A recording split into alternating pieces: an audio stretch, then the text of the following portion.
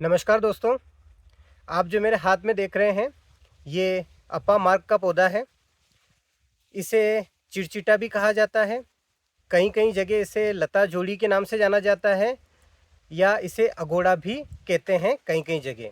मध्य प्रदेश में इसे आंधी जड़िया के नाम से जाना जाता है। ये दो प्रकार का होता है, एक होता है सफ़ेद और एक होता है लाल।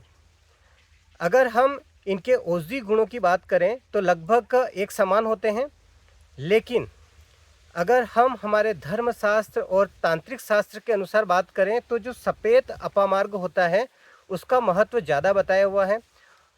अगर हम हवन की बात करते हैं तो हवन में इसकी डंडी या इसके बीजों का उपयोग होता है, यानी कि सफ़ेद अपामार्ग के डंडी या बीजों का उपयोग होता है।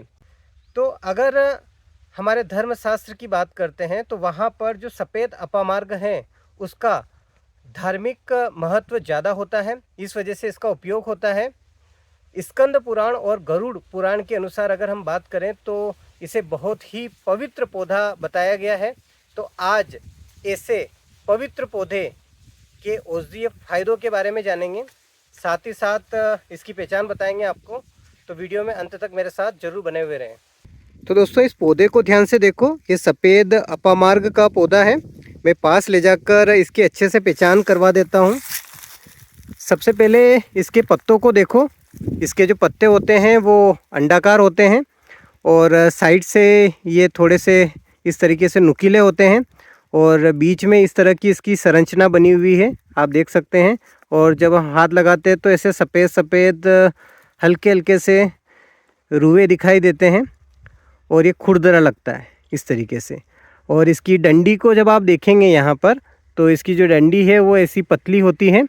और वहीं अगर हम इसके बीजों की बात करें, आप ध्यान से देखो, इसके जो बीज होते हैं वो चावल के दाने जैसे होते हैं और जब हम अपने कपड़ों को इसके पास में ले जाते हैं तो कपड़ों पे चिपक जाते हैं।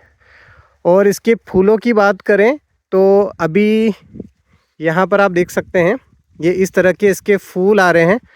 अभी ये हरे कलर के दिखाई दे रहे हैं, थोड़े टाइम बाद ये गुलाबी कलर के दिखाई देंगे जब थोड़ा सा ये पौधा और बड़ा हो जाएगा और इसके बीज पकने लग जाएंगे तब।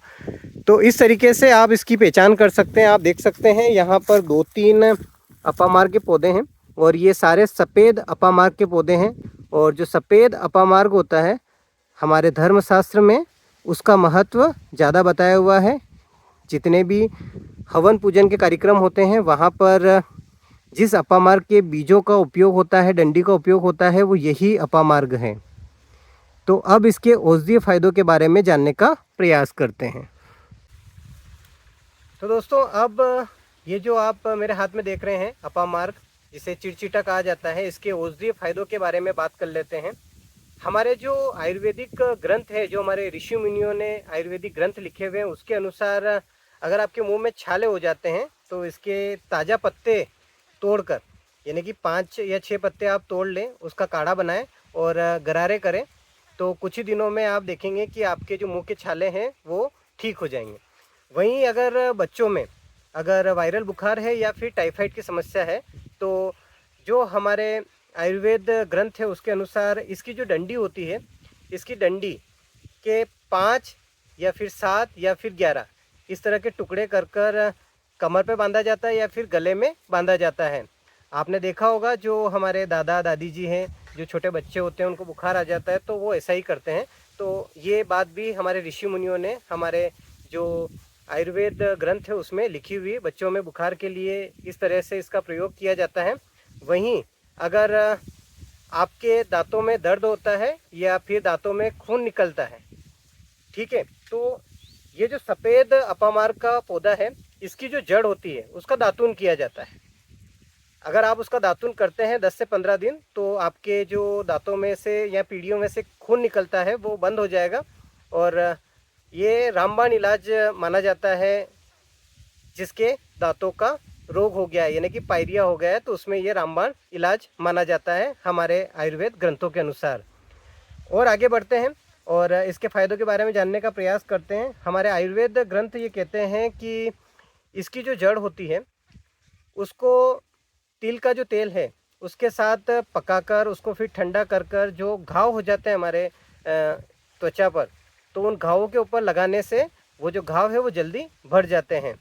वहीं अगर आपका कान दुख रहा हो तो इसका तेल मार्केट में मिलता है, तो किसी भी आयुर्वेदिक चिकित्सक से परामर्श लें और उसके अनुसार उसकी 1 या 2 बूंद कान में डालने से आपके जो कान दर्द है उसमें आपको आराम मिलता है।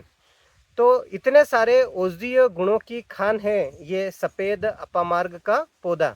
जैसा औषधीय फायदे मैंने बताए हैं आपको इस सफ़ेद के, तो वैसे ही औषधीय फायदे लाल अपामार्ग के भी होते हैं, लेकिन धार्मिक दृष्टिकोण से जो सफ़ेद अपामार्ग है वो ज़्यादा उपयोग में आता है।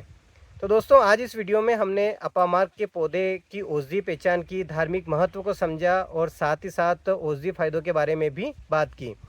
ध्यान देने वाली बात यह है कि किसी भी औषधि का उपयोग करने से पहले आपको अपने आयुर्वेदिक चिकित्सक से एक बार सलाह मशवरा अवश्य करना है, उसके बाद ही लेना है। वीडियो कैसा लगा हमें कमेंट बॉक्स में बताएं। आपके यहाँ इसे किस नाम से जानते हैं वो भी बताएं। और अगर आप हमें सपोर्ट करना चाहते हैं और हमारा वीडियो यूट्यूब पे देख रहे हैं तो हमारे चैनल को सब्सक्राइब करें, फेसबुक पे देख रहे हैं तो हमारे फेसबुक पेज को फॉलो करना ना भूलें। मिलते हैं अगले वीडियो में और किसी अच्छे औषधि पौधे की जानकारी के साथ। तब तक के लिए धन्यवाद।